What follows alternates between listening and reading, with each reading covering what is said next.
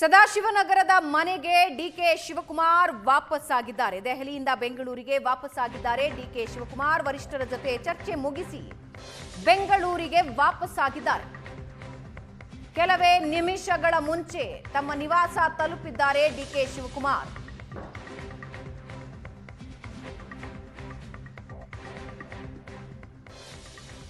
CM Siddaramaiah ಹೊರಟ ದಿನ DK Shivakumar ಕೂಡ ದೆಹಲಿಗೆ ಹೋಗಿದ್ರು. ನಿವಾಸಕ್ಕೆ ಬರ್ತಾ ಇರೋ ವಿಜುವಲ್ ಅನ್ನ ನೀವು ನೋಡ್ತಾ ಇದ್ದೀರಿ. ಸದಾಶಿವನಗರ ನಿವಾಸ.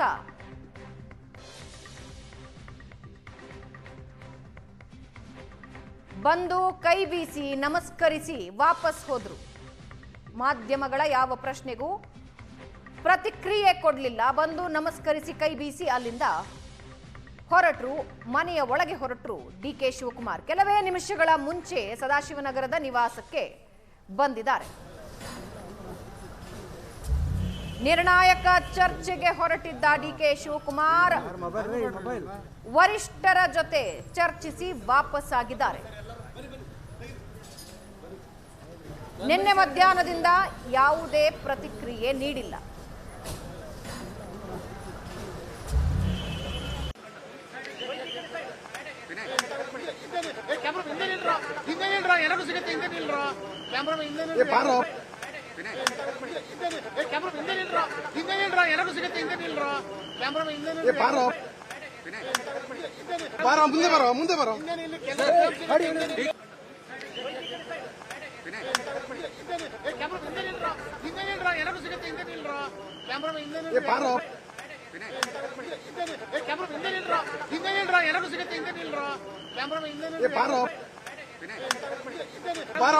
ಮುಂದೆ ಬರೋ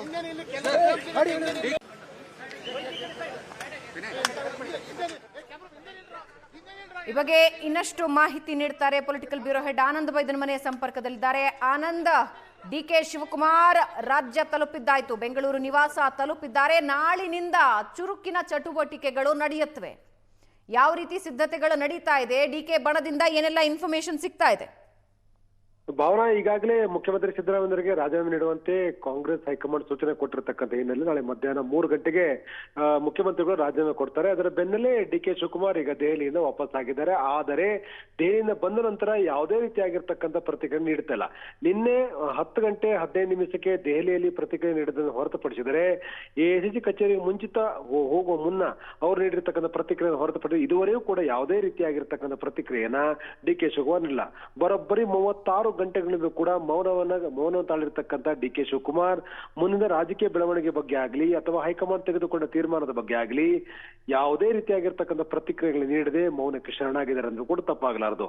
ಸುಮಾರು 9 ಗಂಟೆ 25 ನಿಮಿಷಕ್ಕೆ ಬೆಂಗಳೂರಿಗೆ ಆಗಮಿಸಿದಂತ ಡಿಸಿಎಂ ಡಿಕೆ ಶಿವಕುಮಾರ್ ನೇರವಾಗಿ ತಮ್ಮ ನಿವಾಸಕ್ಕೆ ಆಗಮಿಸಿದರೆ ನಿವಾಸದಲ್ಲಿ ಕೈ ಮುಗಿದು ಅವರು ಮಾಧ್ಯಮಗಳಿಗೆ ಕೈ ಮುಗಿದು ಮನೆಗೆ ಪ್ರವೇಶ ಮಾಡಿದರೆ ಹೊರತುಪಡಿಸಿದರೆ ಯಾವುದೇ ರೀತಿಯಾಗಿರ್ತಕ್ಕಂಥ ಪ್ರತಿಕ್ರಿಯೆಗಳನ್ನು ನೀಡುತ್ತಾ ಇಲ್ಲ.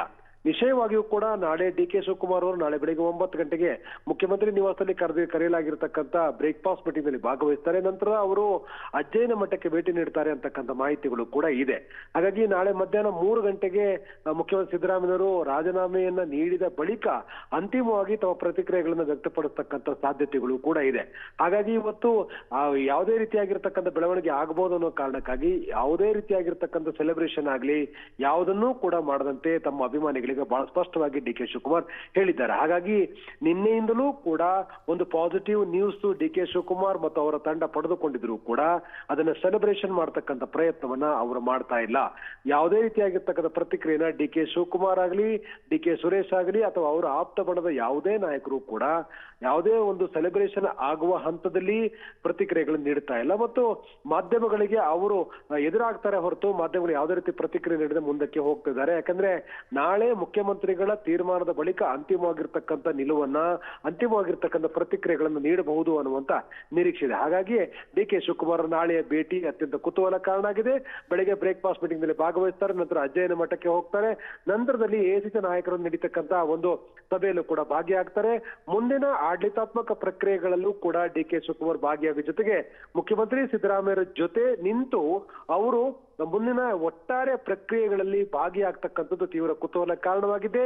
ಇನ್ನೊಂದು ಕಡೆ ದೆಹಲಿಯಿಂದ ಬಂದಿರತಕ್ಕಂಥ ಸುರ್ಜೇವಾಲ ಜೊತೆ ಕೂಡ ನಾಳೆ ಅವರು ಚರ್ಚೆಯನ್ನ ಮಾಡೋರಿದ್ದಾರೆ. ಹಾಗಾಗಿ ಡಿ ಕೆ ಶಿವಕುಮಾರ್ ನಾಳೆಯಿಂದ ಯಾವ ಪ್ರಕ್ರಿಯೆಗಳನ್ನು ಮಾಡ್ತಾರೆ, ಯಾರೊಂದಿಗೆ ಭೇಟಿ ಮಾಡ್ತಾರೆ, ಅವರ ನಡೆ ಏನಾಗಿರುತ್ತೆ ಅಂತ ಸಹಜವಾಗಿರುವಂತಹ ಕುತೂಹಲ ಇರ್ತಕ್ಕಂಥದ್ದು.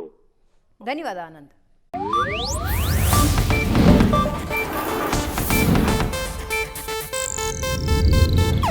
ಇದು ಏಷ್ಯಾನೆಟ್ ನ್ಯೂಸ್ ನೆಟ್ವರ್ಕ್ ಪ್ರಸ್ತುತಿ.